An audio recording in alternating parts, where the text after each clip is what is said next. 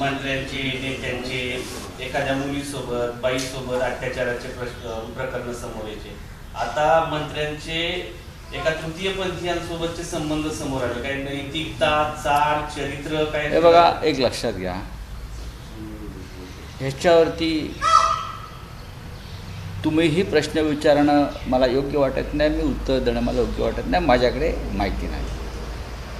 एखाद्याच्या बेडरूममध्ये जाऊन कोणी जे सिद्ध व्हायचं आणि ते व्हिडिओ बाहेर काढून त्याच्यावर चर्चा करणं हे कोणालाही जर्नलिझममध्ये, पत्रकारितेमध्ये किंवा राजकारणामध्ये या क्षणी योग्य वाटत नाही.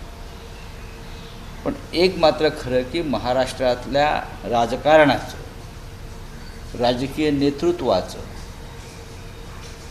अध्यात्माचं, हिंदुत्वाचं एक प्रकारे अधपतन गेल्या काही वर्षामध्ये विशेषतः भारतीय जनता पक्षाची राजवट आल्यापासून झालेलं आहे. कोणावर आणि किती वेळा बोलणार? राज्याचे मुख्यमंत्री, ज्यांचा विषयी असे काही विषय आले त्या पक्षाचे नेते, त्याने याच्यावरती आधी बोलावं. ज्यांच्याविषयी आपण बोलताय त्या व्यक्तीने बोलावं, मग त्याच्यावरती आम्ही बोलू. आता बोलणं योग्य नाही. हां, खासदारांची जी बैठक झाली याच्यामध्ये प्रियंका चतुर्वेदींचं विशेष प्रेम तुमच्यावरती होतं. शरद पवारांना आमचा पाठिंबा असं तुम्ही वक्तव्य केलं आणि मी याच्याबद्दल प्रोटेस्ट व्यक्त करते असं त्यांनी उद्धव ठाकरे यांच्यासमोर सांगितलं. आणि उद्धव ठाकरे यांनी सांगितलं की अशा पद्धतीचे वक्तव्य होत असेल निर्णय मीच घेईन. प्रियंका चतुर्वेदी तुमच्यावरती इतकं मला माहीत नाही. बघा, मी त्या बैठकीला नव्हतो आणि असं काही अजिबात घडलेलं नाही. असं जे काय घडलं असं कोणी तुम्हाला म्हणत असेल ते चुकीचं आहे. मी या पक्षाच्या स्थापनेपासूनचा सदस्य आहे, एवढंच सांगतो. मी माननीय बाळासाहेब ठाकरे यांनी स्थापन केलेल्या पक्षाचा माझा जन्मापासून मी सदस्य आहे. बाळासाहेब ठाकरेंनी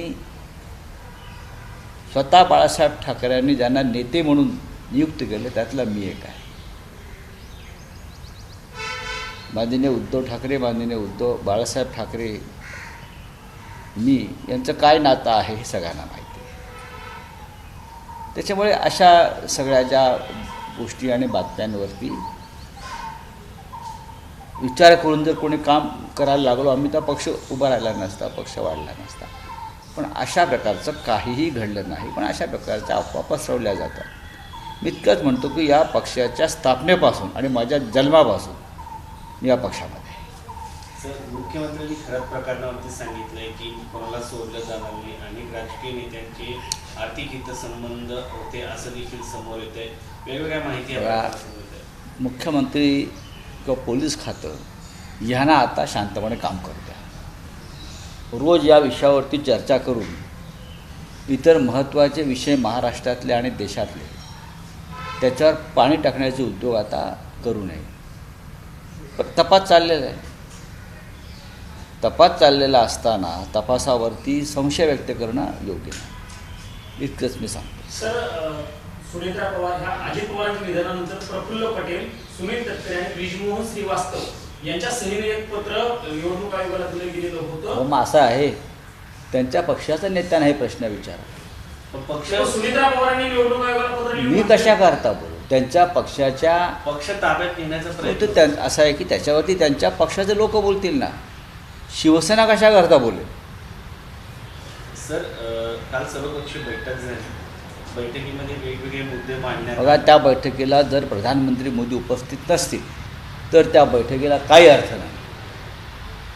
प्रधानमंत्री जर उपस्थित नाही सर्वपक्षीय बैठकीला आणि त्यांचे प्रतिनिधी म्हणून कोणी आले असतील तर त्या सर्वपक्षीय बैठकीला काहीही अर्थ नाही.